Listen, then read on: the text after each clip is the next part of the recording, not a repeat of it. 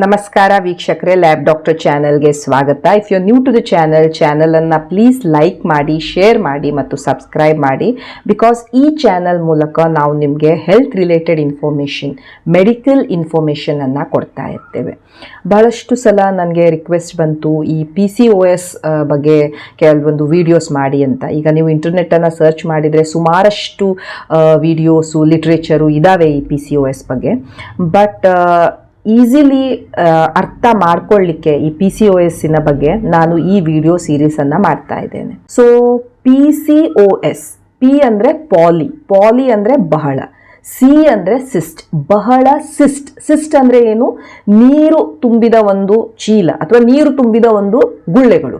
So ಪಾಲಿಸಿಸ್ಟ್, ಬಹಳಷ್ಟು ಈ ಥರ ನೀರು ಗುಳ್ಳೆಗಳು ಆಗ್ತಾ ಇರ್ತವೆ. ಓವೇರಿಯನ್ ಎಲ್ಲ ಆಗ್ತಾವೆ ಓವರಿ ಅಥವಾ ಈ ಅಂಡಾಶಯದ ಮೇಲೆ.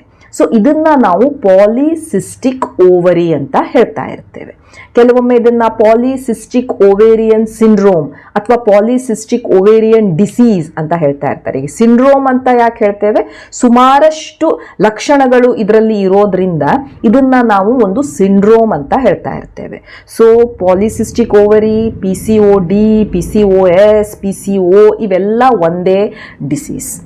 ಆ್ಯಂಡ್ ಈ ಡಿಸೀಸಿನ ಮೇನ್ ಫೀಚರ್ ಅಂತ ಹೇಳಿದರೆ ಈ ರೋಗದಲ್ಲಿ ಏನಾಗ್ತಾ ಇರುತ್ತೆ, ಈ ಅಂಡಾಶಯದ ಮೇಲೆ ಬಹಳಷ್ಟು ಪಾಲಿಸಿಸ್ಟ್ಗಳಿರ್ತವೆ. ಸಿಸ್ಟ್ ಅಂದರೆ ನೀರುಗುಳ್ಳೆಗಳು ಎದ್ದಿರ್ತವೆ. ಇದು ಯಾರಲ್ಲಿ ಕಾಮನ್ ಇರುತ್ತೆ?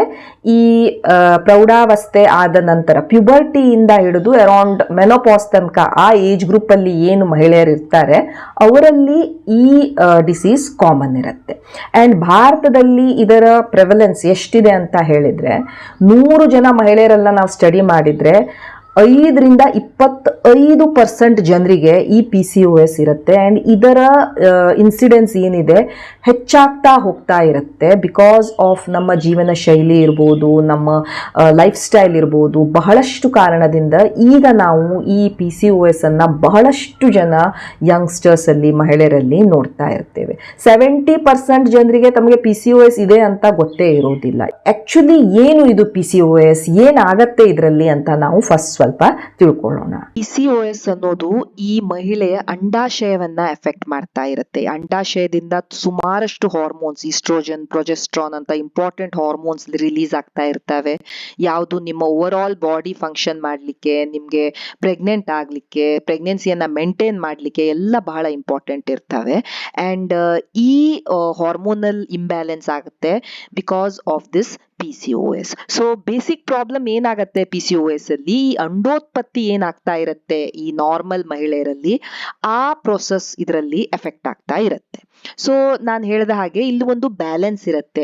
ಸೊ ಇಲ್ಲಿ ಮೇಲ್ ಹಾರ್ಮೋನ್, ಫಿಮೇಲ್ ಹಾರ್ಮೋನ್ಸ್ ಅನ್ನ ನಮ್ಮ ಬಾಡಿ ಬ್ಯಾಲೆನ್ಸ್ ಮಾಡ್ತಾ ಇರುತ್ತೆ. ಬಟ್ ಈ PCOS ಇರುವಂತ ಮಹಿಳೆಯರಲ್ಲಿ ಏನಾಗುತ್ತೆ, ಈ ಬ್ಯಾಲೆನ್ಸ್ ತಪ್ಪು ಹೋಗ್ಬಿಡುತ್ತೆ.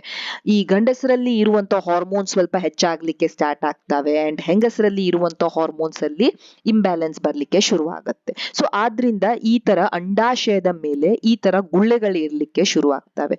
ಸೊ ನೀವಿಲ್ಲಿ ನೋಡ್ಬೋದು, ಈ ತರ ನೀರ್ ಗುಳ್ಳೆಗಳು ಏಳ್ಲಿಕ್ಕೆ ಶುರು ಆಗ್ತವೆ. ಇದನ್ನ ನಾವು ಬಹಳಷ್ಟು ಇದಾವೆ ಅಂಡ್ ಸಿಸ್ಟ್ ಅಂತ ಹೇಳ್ತಾ ಇರ್ತೇವೆ. ಸೊ ಇದು ಗರ್ಭಕೋಶ ಅಂಡ್ ಇದು ಇಲ್ಲಿ ಓವರೀಸ್ ಇರ್ತವೆ ಅಂಡ್ ಈ ಓವರೀಸ್ ಮೇಲೆ ಈ ನೀರುಗುಳ್ಳೆಗಳು ಹೇಳ್ತಾ ಇರ್ತವೆ. ಸೊ ನೀವು ಎವ್ರಿ ಮಂತ್ ಯಾವಾಗ ನಿಮ್ಗೆ ಪೀರಿಯಡ್ ಬರುತ್ತೆ, ನೀವು ಆ ಎವ್ರಿ ಮಂತ್ ಒಂದು ಎಗ್ ಅನ್ನ ಓವ್ಯುಲೇಟ್ ಮಾಡ್ತಾ ಇರ್ತೀರಾ ಅಥವಾ ಅಂಡೋತ್ಪತ್ತಿಯನ್ನ ಮಾಡ್ತಾ ಇರ್ತೀರಾ. ಅಂಡ್ ಈ ಎಗ್ ಏನ್ ರಿಲೀಸ್ ಆಗತ್ತೆ, ಸಪೋಸ್ ಅಲ್ಲಿ ಸ್ಪರ್ಮ್ ಜೊತೆ ಕೂಡ್ಕೊಳ್ತು ಅಂಡ್ ಅದು ಮೆಚ್ಯೂರ್ ಹಾಕೊಂಡು ಒಂದು ಪ್ರೆಗ್ನೆನ್ಸಿಯನ್ನ ಮಾಡಬಹುದು. ಅಂಡ್ ಸಪೋಸ್ ಅದಕ್ಕೆ ಸ್ಪರ್ಮ್ ಅವೈಲೇಬಲ್ ಇರ್ಲಿಲ್ಲ ಅಂತ ಹೇಳಿದಾಗ ಒಂದು ಸೈಕಲ್ ಅನ್ನ ಫಾಲೋ ಮಾಡುತ್ತೆ ಅಂಡ್ ಆ ಓವಾ ಏನಿರುತ್ತೆ ಡಿಜನರೇಟ್ ಆಗಿ ಹೋಗುತ್ತೆ. ಸೊ ನಮ್ಮ ಬಾಡಿ ಅದನ್ನ ತೆಗೆಯುತ್ತೆ.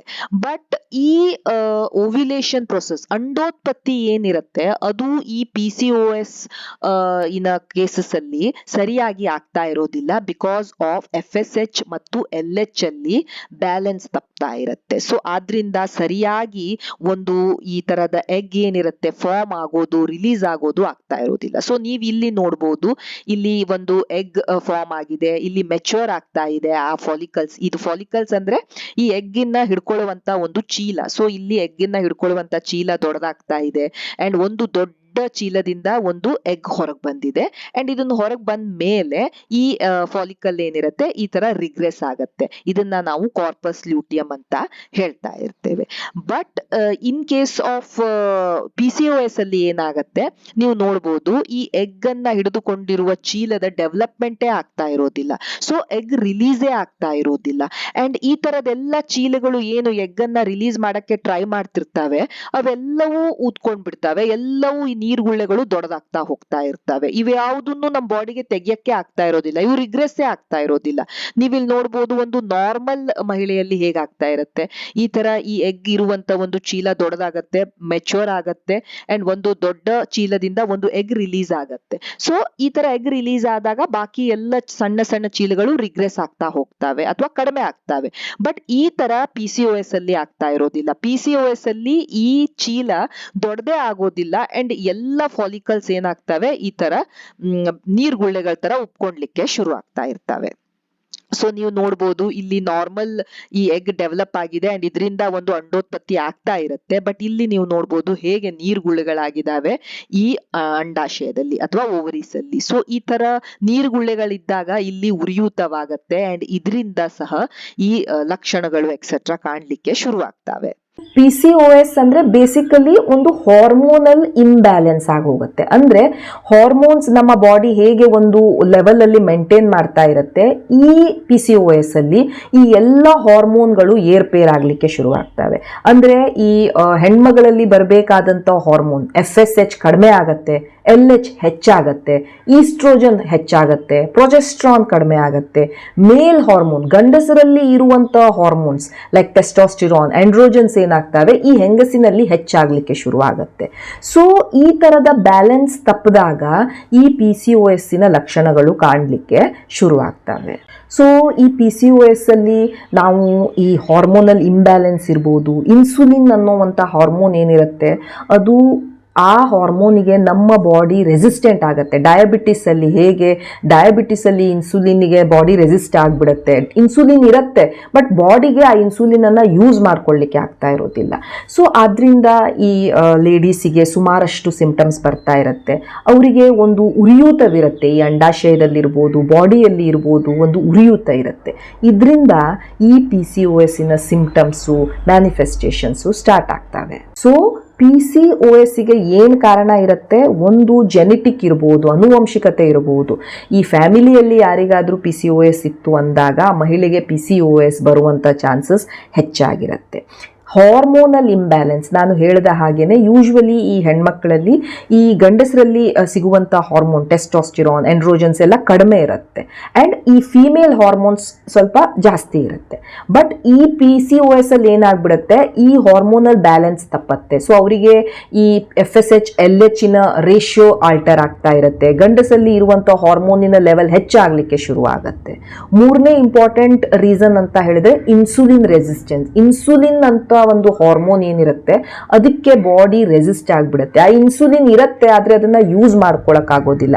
ಎಕ್ಸಾಕ್ಟ್ಲಿ ಲೈಕ್ ಡಯಾಬಿಟಿಸ್, ಅವರಿಗೂ ಸಹ ಹೇಗೆ ಇನ್ಸುಲಿನ್ ಯೂಸ್ ಮಾಡ್ಕೊಳ್ಳೋಕ್ಕೆ ಆಗ್ತಾ ಇರೋದಿಲ್ಲ, PCOS ಅಲ್ಲೂ ಸಹ ಮಹಿಳೆಯರಿಗೆ ಇನ್ಸುಲಿನ್ ರೆಸಿಸ್ಟೆನ್ಸ್ ಬಂದ್ಬಿಡುತ್ತೆ. ನಾಲ್ಕನೇದು ಅಂತ ಹೇಳಿದ್ರೆ ಎಕ್ಸೆಸಿವ್ ಆಂಡ್ರೋಜನ್. ಎಕ್ಸೆಸಿವ್ ಈ ಮೇಲ್ ಹಾರ್ಮೋನ್ ಗಂಡಸರಲ್ಲಿ ಇರುವಂತ ಹಾರ್ಮೋನ್ಸ್ ಏನಾಗುತ್ತೆ ಈ ಹೆಂಗಸರಲ್ಲಿ ಹೆಚ್ಚಾಗ್ಲಿಕ್ಕೆ ಶುರು ಆಗ್ತವೆ. ಆದ್ರಿಂದ ಅವರಿಗೆ ಮೊಡವೆ ಬರೋದು, ಈ ಕೂದಲ ಬೆಳವಣಿಗೆ ಜಾಸ್ತಿ ಆಗ್ತಾ ಇರೋದು, ಇವೆಲ್ಲ ಈ ಆಂಡ್ರೋಜನ್ಸಿನ ಕಾರಣದಿಂದ ಆಗ್ತಾ ಇರುತ್ತೆ. ಐದನೇ ಕಾರಣ ಅಂತ ಹೇಳಿದ್ರೆ ಅವರಿಗೆ ಲೋ ಗ್ರೇಡ್ ಇನ್ಫ್ಲಮೇಷನ್ ಇರುತ್ತೆ, ಬಾಡಿಯಲ್ಲಿ ಉರಿಯೂತವಾಗಲಿಕ್ಕೆ ಶುರು ಆಗ್ತಾ ಇರುತ್ತೆ because of all this hormonal changes etc.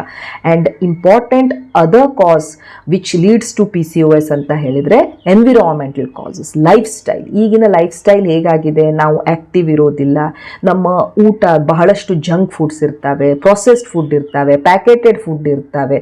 ಈ ಥರದ್ದೆಲ್ಲ ನಾವು ತಿಂದಾಗ, ಆಕ್ಟಿವಿಟಿ ಇರದೇ ಇದ್ದಾಗ ಇವೆಲ್ಲ ನಮ್ಮ ಬಾಡಿಯಲ್ಲಿ ಒಂದು ಲೋ ಗ್ರೇಡ್ ಉರಿಯೂತವನ್ನು ಮಾಡುತ್ತೆ ಆ್ಯಂಡ್ ಇದು ಸಹ PCOS ಅನ್ನು ಮಾಡಬಹುದು.